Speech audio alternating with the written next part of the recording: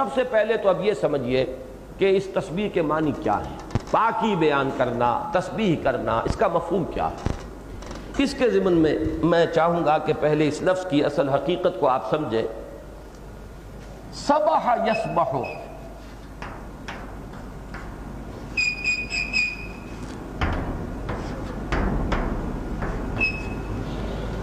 اس کے معنی ہے تیرنا. تیرنا یہ ہم لفظ استعمال کرتے ہیں جبکہ پانی کی سطح پر تیرا جائے، لیکن یہی لفظ استعمال ہوگا جب فضا میں یا خلا میں کوئی چیز اپنی سطح کو برقرار رکھے. سطح کو برقرار رکھنا یہ اس کا اصل مفہوم ہے. جو شخص پانی کی سطح پر اپنے آپ کو برقرار رکھتا ہے وہ تیر رہا ہے، ڈوب نہیں گیا، گہرائی میں نہیں چلا گیا، تیر رہا ہے. اسی طرح خلا میں، فضا میں کوئی چیز اگر اپنی سطح پر برقرار رہتے ہوئے چل رہی ہے تو اس کے لیے بھی لفظ آئے گا سبح یسبح. اسی لیے آتا ہے قرآن مجید میں یہ اجرام سماویہ کے بارے میں کل فی فلک یسبحون.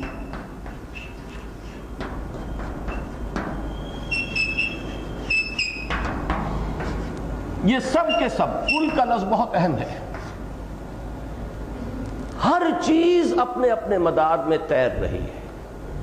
ہمارے علم کے اوپر تو بہت سے مراحل آئے. کبھی انسان یہ سمجھتا تھا کہ زمین ساکن ہے، سورج چل رہا ہے، چاند چل رہا ہے، لیکن یہ کہ زمین ساکن ہے. ایک دور وہ آیا کہ جب زمین کی حرکت کا علم ہو گیا تو معلوم ہوا کہ نہیں، سورج ساکن ہے، زمین گردش میں ہے. اس کے بعد معلوم ہوا کہ یہاں تو کوئی شے بھی ساکن نہیں، سکون محال ہے قدرت کے کارخانے میں. ہر شے حرکت میں ہے. ہر شے جو ہے، اب آپ کو معلوم ہے آج کل تو ہم جب لہو خورشید کا ٹپکے اگر ذرے کا دل چیریں تو اگر ایٹم کو بھی دیکھیے تو وہاں پر بھی وہی نقشہ آپ کو نظر آئے گا کہ وہ جو الیکٹرانز ہیں اس طریقے سے گردش کر رہے ہیں. تو کل فی فلک یسبحون، اس ذرے سے لے کر اور جو بڑے سے بڑے اجرام سماویہ ہیں ان پر یہ آیت اس طرح سے سابق آتی ہے کہ ظاہر بات ہے کہ آج سے کچھ عرصے پہلے اس آیت کی یہ عظمت نہیں سامنے آ سکتی تھی جو عظمت کے آج ہمارے سامنے ہے. کل فی فلک یسبحون، یہاں سے اس لفظ کو پہچانیے. سبح یسبح، تیرنا، اور تیرنے کا بھی میں نے اصل مفہوم بنایا سطح پر برقرار رہنا. اب اس کا جب لفظ بنے گا سبح یسبح،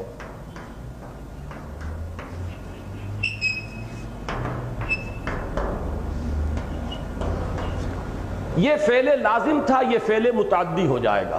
تیرانا یا کسی شے کو برقرار رکھنا. جیسے کہ آپ عام کہتے ہیں کھانا اور کھلانا، پینا اور پلانا. اسی طریقے سے یہ جو ہے ایک تو خود تیرنا ہے، خود برقرار رہنا ہے کسی سطح پر، اور ایک ہے کسی اور کو سطح پر برقرار رکھنا، کسی اور کو تیرانا. یہ ہے سبح یسبح. اللہ کے لیے جب یہ لفظ آیا کس معنی میں آیا؟ اللہ کو اس کی شان رفیع پر برقرار رکھنا. اس کی شان تو ہے، بہت بلند ہے، لیکن اپنے ذہن میں کہیں تم اسے گرا نہ لو.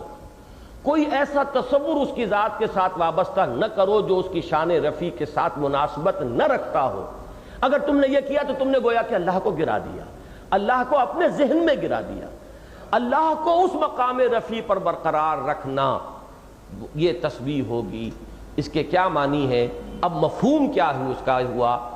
اس بات کا ادراک اور شعور اور اس بات کا اعتراف اور اقرار اور اعلان کہ اللہ ہر اعتبار سے ہستی کامل ہے، اس میں نہ کوئی ضعف ہے، نہ کوئی احتیاج ہے، نہ کوئی عیب ہے، نہ کوئی نقص ہے، ہر اعتبار سے منزہ اعلیٰ عرفہ ہستی. یہ ہے تسبیح کا مفہوم. اگرچہ ہم کہہ دیتے ہیں اللہ پاک ہے، سبحان اللہ، پاکی ہے اللہ کی، تسبیح کرتی ہے، پاکی بولتی ہے اللہ کی ہر شے، لیکن کیا معنی اس کے؟ یہ پاکی ناپاکی کا تصور اللہ کے ساتھ کہاں آ گیا؟ مفہوم اب ظاہر بات ہے کہ جب ترجمہ آپ کریں گے تو ایک لفظ کے لیے جب ایک لفظ لانا ہوگا تو اب اس کے سوا کوئی اور چارہ کار نہیں ہے کہ یہی لفظ استعمال کریں. سبحان اللہ، اللہ کی پاکی ہے، اللہ پاک ہے. پاک کس شے سے؟